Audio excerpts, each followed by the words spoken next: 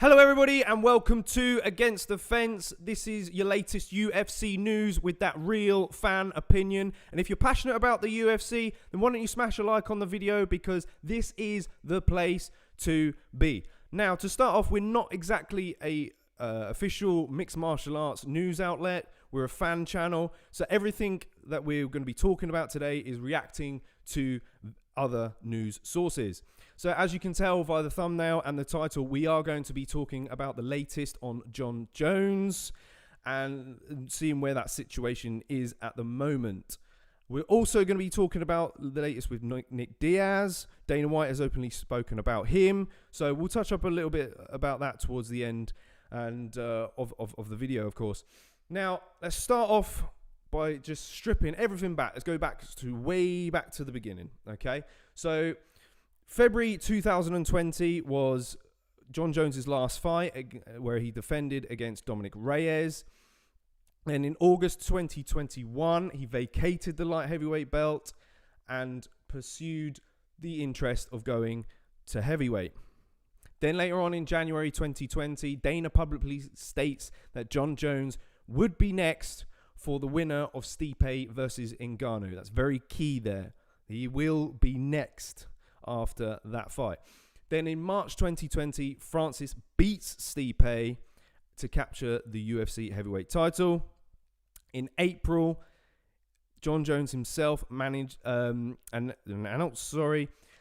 he'll be parting ways with his current management team. Malky, who's apparently quite a positive guy in terms of management and has managed numerous number of people. He's quite a credible guy. And now we're on to the latest here this month, as Jon Jones appoints a new manager called Richard Schaefer. Now, we've got an Instagram post which Jon Jones himself publicly stated after this came into fruition. He says, "I've retained Richard Schaefer as my advisor. Richard has been in combat space for over 20 years and has put together some of the biggest global pay-per-view events over that period. The likes of Floyd Mayweather, Oscar De La Hoya, Canelo, Hopkins, Barrera, and Marquez have headlined the exciting events that Richard has promoted and produced. His knowledge and experience of the pay-per-view industry and combat sports are second to none. I am excited to embark on his next chapter of my career as I continue to cement my place in history as one of the greats with Richard as my advisor. I can't wait to give my fans and the sport the fights they want to see." So now it's very interesting move on Jon Jones's part, to be honest. And now what makes it kind of interesting for me is that Dana White supposedly has quite good relationships with Richard Schaefer. So, you know, you kind of think, it makes you wonder, right? What Jon Jones is putting together this kind of game plan to secure the money fight that he wants and that he believes, he wants the sum of money that he truly believes he deserves. Now, however, there's a little bit of a twist to the story. Now, I'll read together what Dana White has quoted in an interview with TSN. I think it's TSN Sports or something like that. He says, "I'll leave that up to them," White said in the status of Jon Jones negotiations. "Where we're at is Jon Jones came out and said he doesn't want to fight until next year anyway. So it doesn't make a difference how the meeting with Schaefer went." It's kind of interesting, right? I mean, it makes you wonder, is Jon Jones playing hardball here with the UFC? You know, because knowing that this big fight could be gone if the UFC decides to move on and book Francis Ngannou versus Derek Lewis. You know, and if Derek Lewis wins, then that fight just crumbles. The atmosphere, the build up to it is just disappears. And for me, I don't think I would like to see Jon Jones take on Derek Lewis down the line. I think that would be a good fight as well. Derek Lewis is also a knockout artist like Francis Ngannou. But I don't think Derek Lewis kind of has the stature that Francis Ngannou has as such. All right, Derek Lewis has beaten Ngannou, and that wasn't exactly the most entertaining of fights. And, sure enough, we all want to see that rematch anyway, because we think it's a different fight. There were so many, aspects that played into, that fight at the time where both guys were coming off of losses. Ngannou's confidence was destroyed from that Stipe Miocic fight. But, I just don't think Derek Lewis has the pulling power that Francis Ngannou has. So, it begs the question, does the UFC take that gamble and book that fight? And it's... Dana seems relaxed about the situation, and that's what I can't really get, to be honest. He's emphasized that Jon Jones is under contract, and it's entirely up to him to fight. And basically what they mean is that what Dana's trying to say and to the media and everyone else is that Jon Jones is currently under contract. This is the clear price that we've given him and we've set to him. So the fight's his. If he wants to take it, it's there.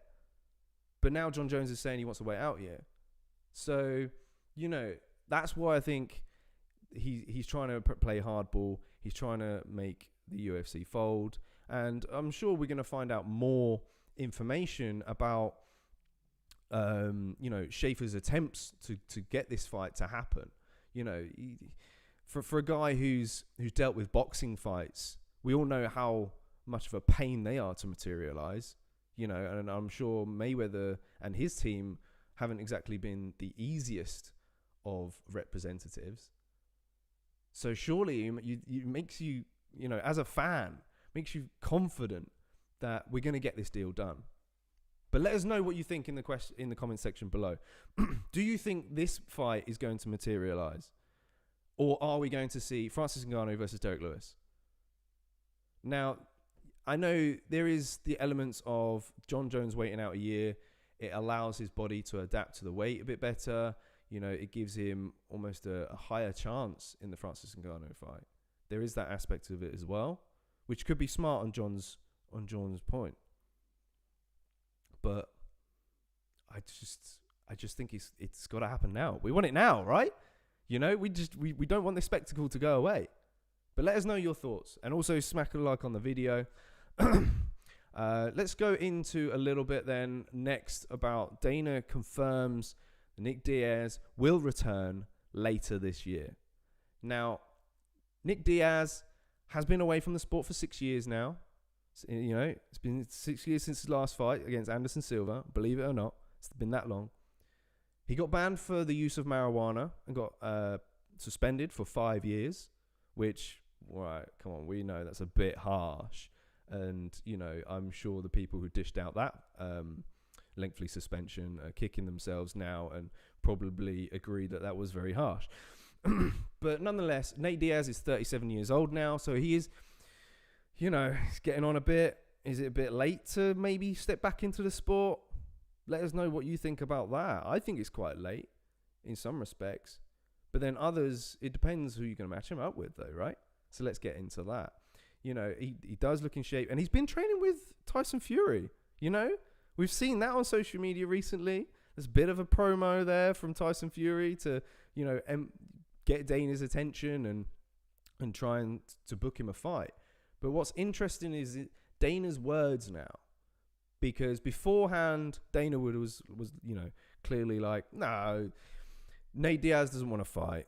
It's all talk and all this and all that. Then, okay, there was, he did sort of say, oh, we're going to talk. I think it was the Usman Masvidal pay-per-view when that was on. He said, me and Nick, we're going to talk about these things. But it's just so interesting now that finally Dana has admitted that a fight for Nick Diaz could materialize. So who's that going to be against? Okay, he's not. Is he going to put Nick in straight away against a top 5 guy? Doesn't really make sense, does it? Having been off all that time, you'd think that you'd probably fight a top 15, but then at the same time, it depends who that is, because Nick Diaz is a huge draw.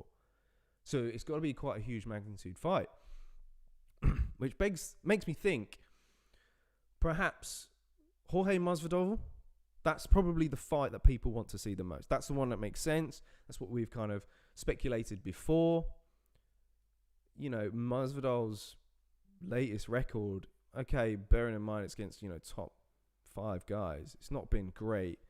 He wasn't really spectacular against Usman, but then he did beat Nate at the same time. So it does make sense for Masvidal to then fight his brother, Nick, right?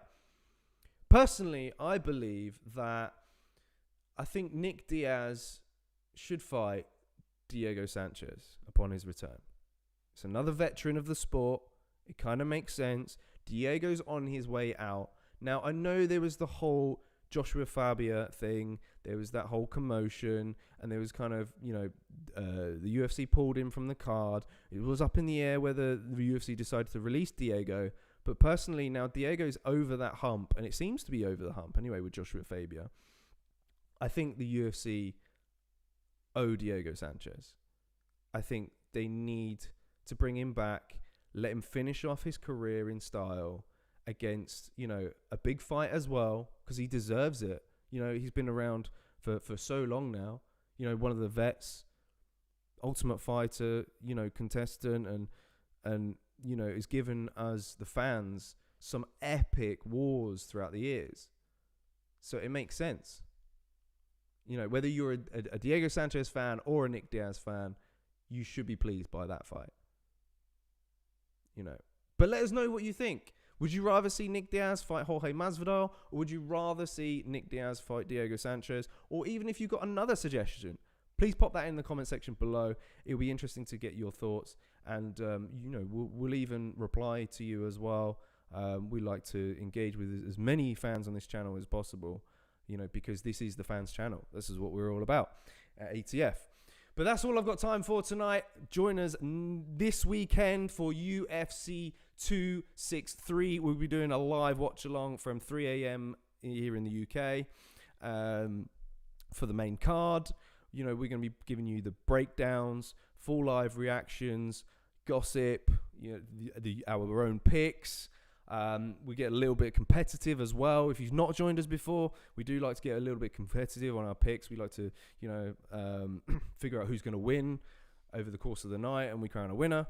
But yeah, and it's a long 3 hours, so you can join us. You can have the fights on your TV, on your desk, your box, whatever, your TV box, and then you can have us on the live stream on your iPad next to you, or you know, whether you watch it on your laptop, that's fine. You can watch it on you can watch us on your phone. However you want to do it, please do join us this weekend. And if you're new to this channel and you haven't seen us before, do click that subscribe button, because we are that UFC fan channel that wants to give you, the fans, the ultimate experience and the right content. This is the place to have your fan opinions. We'll see you this weekend. We're ATF. I'm JK. Good night.